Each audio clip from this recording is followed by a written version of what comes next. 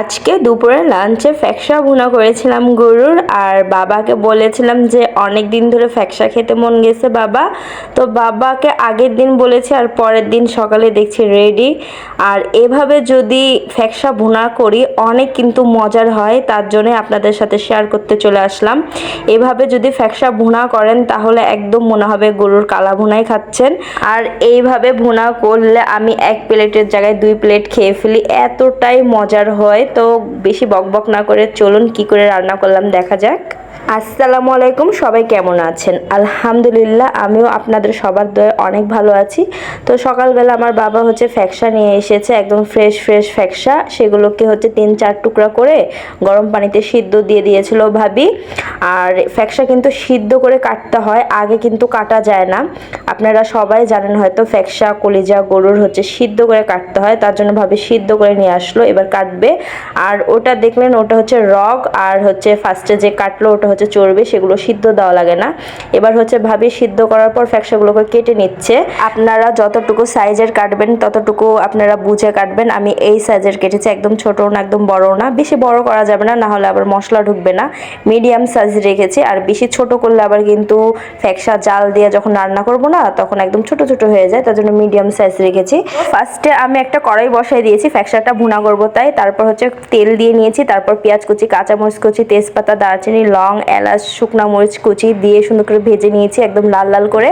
তারপর আদা রসুন বাটা দিয়েও 2 মিনিটের মতন ভাজছি যাতে কাঁচা গন্ধটা চলে যায়।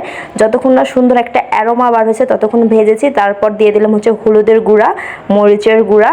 মরিচের গুঁড়াটা একটু বেশি দিয়েছি কারণ ঝাল হলে কিন্তু ফ্যাকসা খেতে ভালো লাগে। ফ্যাকসা কলিজা এগুলো একটু ঝাল হলে স্বাদ লাগে। হলুদ মরিচের গুঁড়ার পর স্বাদ মতো লবণ দিয়ে নিয়েছিলাম। তারপর 1 টেবিল চামচের মতন গরম মশলার গুঁড়া, 1 টেবিল চামচের মতন ধনিয়া গুঁড়া দিয়ে নিলাম। দিয়ে সুন্দর করে নাড়াচাড়া করে একটু পানি দিয়ে নিব, না হলে মশলাগুলো সুন্দর করে কষবে না।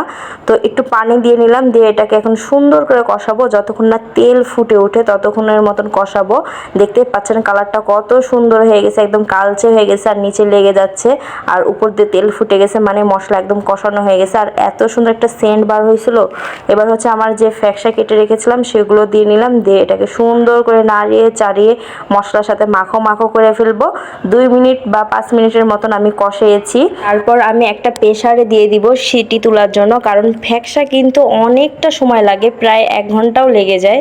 আর এতে কিন্তু গ্যাসও অনেক ফুরিয়ে যায়, আর কিন্তু সময়টাও অনেক লাগে। আর আমি একটু তাড়াহুড়া করছিলাম। আর আমরা বেশিরভাগ প্রেসারে এভাবে সিটি দিয়েই রান্না করি, কারণ অত সময় ধরে কে রান্না করবে।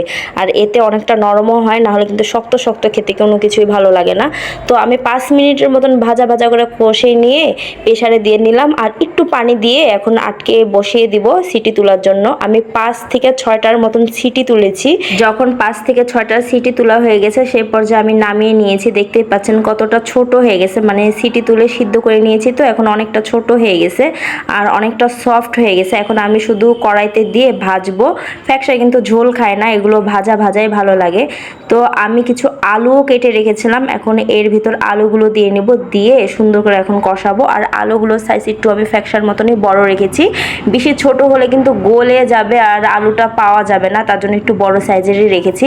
দিয়ে আমি সুন্দর করে ঢেকে দিয়েছি, দিয়ে এখন ভালো করে কষিয়ে নিব। যতক্ষণ না ঝোল শুকিয়ে যাচ্ছে ততক্ষণ নাড়াচাড়া করে কষাতেই থাকবো।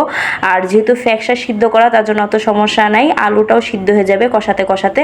দেখতেই পেলেন আলুটা অনেকটা সিদ্ধ হয়ে গেছে, এখন আমি একদম ভাজা ভাজা করে ফেলবো। দেখতেই পাচ্ছেন কতটা কালচে হয়ে গেছে ভাজতে ভাজতে। এই পর্যায়ে আপনি এরকমও রেখে দিতে পারবেন যারা ভাজা ভাজা খাবেন, কিন্তু আমি চাচ্ছিলাম একটু মাখো মাখো হবে, তার জন্য যখন ভাজা ভাজা হয়ে গেছে সেই পর্যায়ে আমি হালকা একটু পানি দিয়ে নাড়িয়ে চাড়িয়ে নামিয়ে ফেলবো, কারণ একটু মাখো মাখো রাখলে ভালো লাগে খেতে। এই ফ্যাকসা ভুনাটা আপনি রুটি, পরাটা, খিচুড়ি, পোলাও, ভাত সব কিছু দিয়ে খেতে পারবেন, অনেকটা কিন্তু মজা লাগে। গরুর ফ্যাকসা, আমার তো গরুর ফ্যাকসা কলিজা তিলকা সব কিছুই খুবই ভালো লাগে। এক কথায় গরুটাই আমার ফেভারিট, মানে গরুর গোস্ত, তার জন্য সব কিছুই ভালো লাগে। তো যখন আমার আমার ফ্যাকশাটা সুন্দর করে নাড়াচাড়া করে মাখো মাখো করে রান্না করা হয়ে গেছে। সেই পর্যায়ে আমি ভাজা জিরার গুঁড়ো উপর দিয়ে দিলাম। আর দেখতেই পাচ্ছেন কতটা লোভনীয় হয়েছে, একদম কালা ভুনার মতন হয়েছে দেখতে, আর এতটা মজার হয়েছিল। একবার হলো আপনারা ট্রাই করবেন বাসায়, অনেকটা কিন্তু মজার লাগে এভাবে রান্না করলে। আর আমার বাড়ির সবারও অনেক পছন্দ হয়েছে, কারণ আমি ফ্যাকশা কখনো রান্না করিনি, এই ফার্স্ট টাইম রান্না করলাম। অনেকটা মজার হয়েছিল আর আমি খিচুড়ির সাথে খেয়েছি, অনেকটা টেস্টি হয়েছিল কিন্তু। তো আজকের আমার রান্না বান্না কেমন হলো অবশ্যই কমেন্ট করে জানাবেন।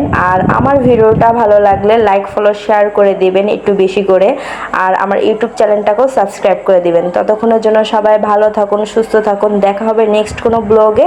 আল্লাহ হাফেজ।